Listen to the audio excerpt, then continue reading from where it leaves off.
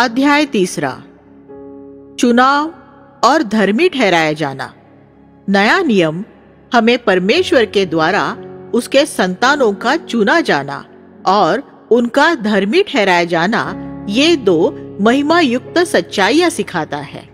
चुनाव, बाइबल कहती है कि परमेश्वर ने हमें अपने पूर्व योजना के अनुसार उसकी संतान होने के लिए चुन लिया है। पहला पत्रस 1 अध्याय 1 और 2। इसका अर्थ है कि वो सारे बीते हुए अनंत काल से ये जानता है कि कौन उसकी संतान होने जा रहे हैं।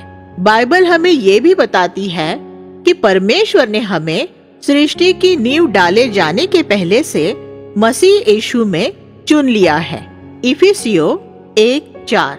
आदम की रचना के बहुत पहले से ही परमेश्वर हम हरेक को उसकी संतान के रूप में नाम से जानते हैं और हमारे नाम जीवन की पुस्तक में लिखे हुए हैं। प्रकाशित वाक्य 13:8।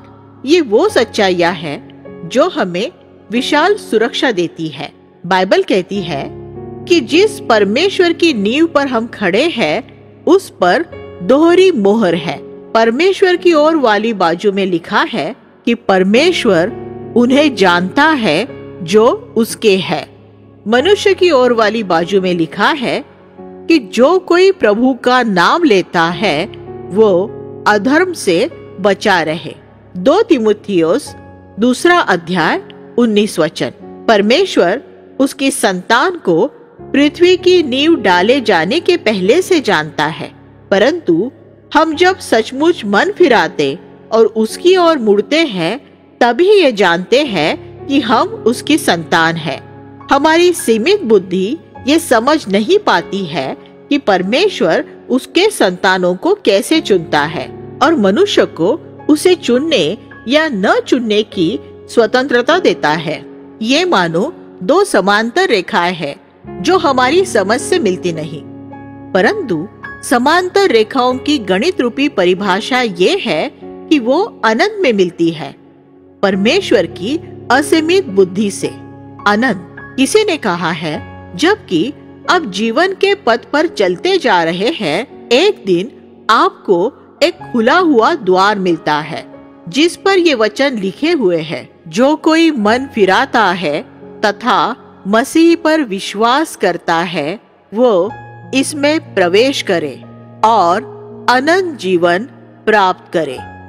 आप अंदर प्रवेश करते हैं और पीछे देखते हैं तो आप जिस द्वार से आए हैं उसी द्वार पर ये शब्द लिखे हुए पाते हैं, जगत की नींव डाले जाने से पहले तुम मसीह यीशु में परमेश्वर के द्वारा चुने गए हो। धर्मी ठहराया जाना। पापों की क्षमा भूतकाल के दोषों को मिटा देती है, परंतु वो हमें पूर्ण पवित्र नहीं बनाती और इसीलिए हम सिद्ध पवित्र परमेश्वर के सम्मुख उपस्थित नहीं रह सकते। इसीलिए परमेश्वर को हमारे लिए कुछ अधिक ही करना पड़ा, उसे हमें धर्मी ठहराना पड़ा। धर्मी ठहराए जाने का अर्थ है परमेश्वर को हमारे जमा खाते में मसीह की सिद्ध धार्मिकता डालनी पड़ी। इसका परिणाम ये हुआ कि अभी हमारी उपस्थिति परमेश्वर के सम्मुख मसीह की सिद्धता के समान हो गई है। ये चकित कराने वाली सच्चाई है, परंतु ये सत्य है। ये मानो इस प्रकार है कि एक भिखारी के नाम से बैंक में लाखों रुपए जमा किए गए हैं। वो पैसा जो न उसने कमाया और न ही वो उसके योग्य है, परंतु ये उसे मुफ्त वरदान के रूप में दिया गया है। धर्मी ठहराए जाने का अर्थ है परमेश्वर के द्वारा ऐसे ग्रहण किया जाना मानो हमने अपने संपूर्ण जीवन में पाप ही नहीं किया हो और मानो हम अपने वर्तमान जीवन में सिद्ध धर्मी हो। परमेश्वर का वचन कहता है, जिसके द्वारा विश्वास के कारण उस अनुग्रह तक जिसमें हम बने हैं हमारी पहुंच भी हुई है। रोमियो 5:2। अब हम निर्भय और बिना हिचक के कभी भी साहस से परमेश्वर के सम्मुख उपस्थित हो सकते हैं। इसके लिए स्वयं परमेश्वर ने मार्ग खोल दिया है। अदन की वाटिका में आदम और हव्वा ने जैसे ही पाप किया, वो अपने आप को दोषी तथा लज्जित महसूस करने लगे तथा उन्होंने अपने आप को अंजीर की पत्तियों से ढक लिया। परमेश्वर ने उनकी अंजीर की पत्तियों को हटा दिया तथा एक प्राणी को मारकर उसके चमड़े के वस्त्र उन्हें पहना दिए। ये अंजीर की पत्तियां हमारे भले कामों का चित्र है। अंजीर की पत्तियों के समान ही हमारे भले काम हमारी नग्नता को परमेश्वर के सामने छिपा नहीं सकते, क्योंकि बाइबल कहती है कि हमारे भले काम भी परमेश्वर की दृष्टि में मैले चिथड़ों के समान है। यशाया 64:6। वो वध किए गए प्राणी मसीह का चित्र था जो हमारे पापों के लिए मारा गया। उसका चमड़ा मसीह की सिद्ध धार्मिकता का चित्र है जो हमें ढांकने के लिए है। उत्पत्ति 3:7 और 21। धर्मी ठहराया जाना परमेश्वर का मुफ्त वरदान है। कोई भी व्यक्ति अपने कामों के आधार पर परमेश्वर के सम्मुख धर्मी नहीं ठहर सकता। ये कहना एक गलती है कि आओ हम धर्मी बनने की खोज करें ताकि परमेश्वर के द्वारा धर्मी ठहराया जाए। इसके साथ ही गलती का एक और विरोधी चरम भी है। वो ये कहना कि यदि हम चुने गए और धर्मी ठहरे तो यदि हम अभी पाप भी करें तो कोई बात नहीं है।